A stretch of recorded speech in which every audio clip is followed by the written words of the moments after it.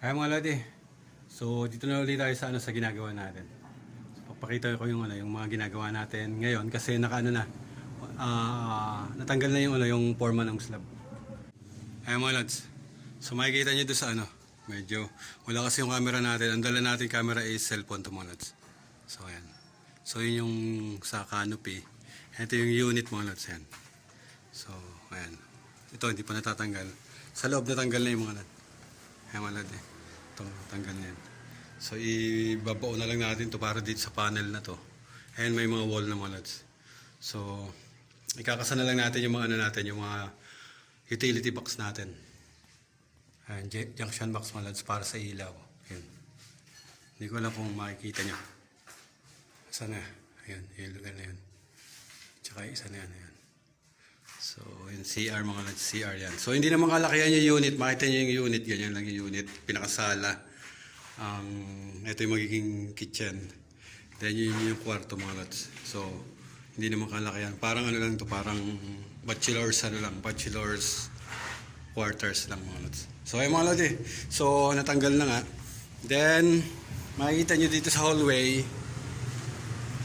Sa hallway mga lods. So, pinapipingan na natin yung makita nyo yung dito sa lugar na to, tray port yan, then ito media, half inch mga lods. So itong 3/4 para sa yan, para sa main line yan ng unit. So lahat nung dalawang unit sa taas, sa baba dalawa, makita nyo apat yan. Then meron dalawa dito. So punta yan sa yung kasi yung panel ng sa baba is kapantay lang din ng panel sa taas mga lods. So ganun ang style nung unit sa location ng mga panel. So makita niyo yung dalawa dyan. Yung isa para dyan sa ground floor. Then yung isa dyan, pataas na yan. So yun, yung dalawa na yun ang tumaas. Yung makita niyo yung wall na yan, yun yung tumaas. Then yung dalawa na lumiko is sa magkabilang unit yan. So 8 unit apartment to mga lods. So 4 dito sa baba, 4 sa taas. So ayun mga lods. So inunti-unti na natin yung para dito para dito sa hallway. So lahat ng pipe na dadaan na galing ng kwarto is dito dadaan mga lods. Yung yung media half inch is para sa internet and cable yung mga lods. Internet and cable. So kada room is may 2 pipes, half inch 2 pipe. Ilalabas natin papunta dito sa lugar na to mga lods. Dito sa lugar na to. Makikita nyo yung sa taas yan. Iyon yung nilagay natin sa slab. Makikita nyo dalawa yan. 2, 4, 6, 8. So 8 pipe para sa 4 na unit. So every unit is 2 pipe. Then ito yung para sa CCTV. Binaba na rin natin yan. Then yung iba switch and power nung sa taas. Ayan switch. Ay mga lods, akit tayo sa taas. Akit tayo dito sa taas mga lods. So may pipe dito kasi balo ko sana patakbuhan yan dun sa baba mo lods. Papunta dito. Lalagyan natin ng emergency light yan sa lugar na yan. So, ang gagawin ko na lang is doon lang tayo kukuha sa ilaw dito mga lods. May ilaw dito sa may ilaw dito sa second floor.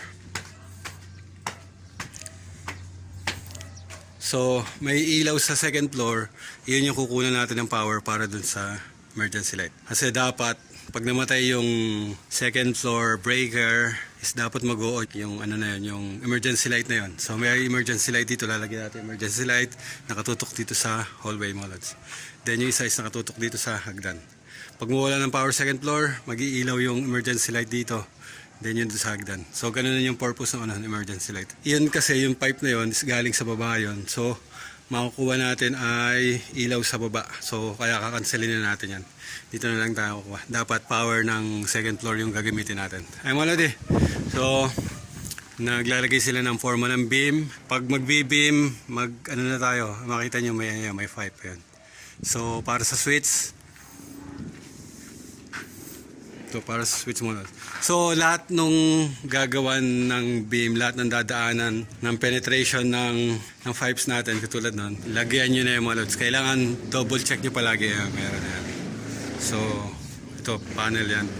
So double check palagi mga lodi ang mga beam kasi pag naiwan kayo ng beam, wala na, hindi nyo na malalagyan yan yung mga loads. So nilagyan na natin yung wala pa yung forma pero nilagyan na natin. Ayan. So yun lang naman, ito nabuhusan na nila mga lods. So yun, meron lagyan din natin yun. Then ito. So bakit dalawa yung ano? Bakit dalawa yung ano yan? Bakit dalawa yung pipes? So dati nagbawas tayo ng ano, nagbawas tayo ng pipe ng akyat dito sa ano, dito sa slab mga lods. Kung mapapanood niyo yung, ano, yung video natin dati, nagbawas tayo ng pipe para dito sa slab para makabawas tayo. Doon natin patadaanin sa taas. So yun yun. So isa yung para sa aircon na yan, papunta doon. Ayun. Then yung isa is para sa power ng ilaw yung mga lods. So yun na yung pipe para sa power ng ilaw. Main door. So dito yung pinakaunang junction box yan. So ilalagay na natin yung junction box. Hindi dito yung ano. Kasi dito yung may CR dyan. Dito yung ang ano niya dito sa lugar na to. Yung switch. So ayun mga lodi. So preparation lang lahat, handaan lahat ng penetration ng biga mga lods. So yun yung dapat na wag yung makakaligtaan. Yung penetration ng biga. So mahirap magbabakbaka ng biga, baka pagalitan ka pa kasi bawal yung magbakbak ng biga. Lahat ng penetration na dapat ay nandun, dun ilagay mga lods. Ay mga lods So, ito yung air well to mga lods, air well. So, open to lugar na to. Lahat ng ventilation is dito pupunta lods. Dito lahat pupunta mga lodi. Lahat ng ventilation ng mga kwarto dito, air well. So, open yan. Hanggang doon sa taas, open. So, yung pipe natin ng main, isa papunta ron, then isa papunta ron mga lods. Then merong isa maliit dyan. Yun yung ilaw dyan mga lods. Wall light lang nakalagay dyan. So kung mapanood nyo yung mga dating video natin, pinadaan natin yan dito.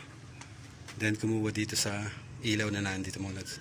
So ganun yung naging natin. So panoorin nyo yung, yung ibang video natin ng halos sunod-sunod kasi yung video natin mga lods. So nagsimula dun sa pagpapiping hanggang sa ngayon mga lods.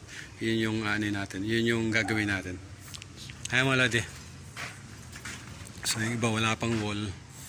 Ginagawa nila, inuunan nila ito mga lods. So pag maulan, gumagawa sila doon sa baba. Ayan mga lods, ready na yung mga natin, outlets natin yan. Yan wala pa, panel wala pa. So nagpakuha na tayo ng panel. Ikakabit na rin natin yung panel mga lods. Ayan yung may dalawang ano, TV, cable and internet mga lods. Yan yung dalawa na yan. So ito yung unit. So makita nyo wala yung kwarto. Ang kwarto niyan is nado sa taas mga lods. Merong kwarto yan sa taas. So magkakaroon ng loop yan. Magkakaroon ng loop. Then doon yung pinakang kwarto. Then panel. Dito sa side na ito yung panel. May pababa tayo yung dalawa para sa aircon and ilaw natin. So dyan dadaan yun. So yun, ganun din yung dalawa na yun. Meron pa tayong lalagyan dito. So biga ay nakalagay. So bubutasan natin yan para makapenetrate yung ano, yung pipe natin. Magkakaroon kasi na switch yan. Isang switch ng CR, then isang switch ng main door mga lods. Dun sa room na yan. Yung CR na to, nakaano yan sa room na yan. Kanyang CR yan. Hi mga lodi. So ganun lang yung ano natin. Update ko lang kayo sa mga ano. Then yung sa mga discard na dapat gawin, katulad nga yung sa mga dropping, sa mga penetration is huwag kakalimutan. Ayan. Yung mga drop. Ito, malayo mga lods yan. So, re-repair natin yan. Hindi natin alam kasi yung sukat ng ano. So, malaking pinto pala ilalagay dito. Adjust na lang natin yan. I-elbow na natin yan. Lagyan natin ng wire elbow, then lagyan natin dito. So, ganun lang yung gagawin natin. Ito yung pinakang canopy, pinakang terrace. Meron tayong mga nakaabang dyan. Hey mga lodi. So, itong pipe na to is para sa camera. Hindi tumapat mga lods. So, makita nyo may pipe dun sa loob yan. So yan yung gagamitin natin hanggang dun mga lods. So ibabali na lang natin yung pipe na yan papunta dun sa nakabaon na to. Para lang mapatagos yung pipe dyan papunta dito sa taas. So bahala na yung ano, yung maglalagay niya kung saan mapapalagay yan dyan. So sa camera yan. Ay mga lodi. Baba na tayo. So yan lang yung ano, yan lang yung update natin sa ano dito sa ginagawa natin.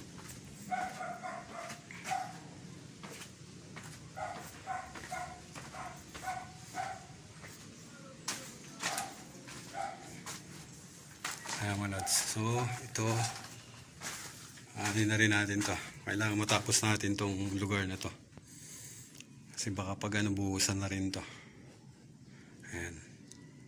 Ayan mga lodi. So nalatag na natin yung ibang pipe dito. Nakakita niyo yung pipe eh. So mga nakalatag na yan. So galing yan doon hallway yan. So lahat ng pipe na dyan is nasa mga rooms yan. So may mga pinuntahan room yan. So sinabi ko kanina. Then, ito maliliit, dito lang yan mga lods. Dito sa side na to. May power box dyan, meron dito sa internet and cables. So may box yan dyan. Para dito sa mga half-inch na pipe. Then yung 3 port, lalabas doon sa labas mga lods. Sa labas siya lalabas dito. Then, dediretso yun doon. Nandun yung pinakang ano niyan, yung pinakang panel doon sa side na yan. Ay mga lods eh. So may dalawa pa rito, mapansin nyo yan. 2, 4, 6. Yung isang panel dito 7, then dalawa dito mga lods. Isa na yon sa baba, then isa yung nasa taas, dalawa. So 9 lahat ng panel mga lods. 9 lahat yan. So kasama yun na dito sa yung sa panel ng pinakang building. Ay mga lods. So tapos na muna yung tapos na muna yung trabaho natin sa ngayon mga lods.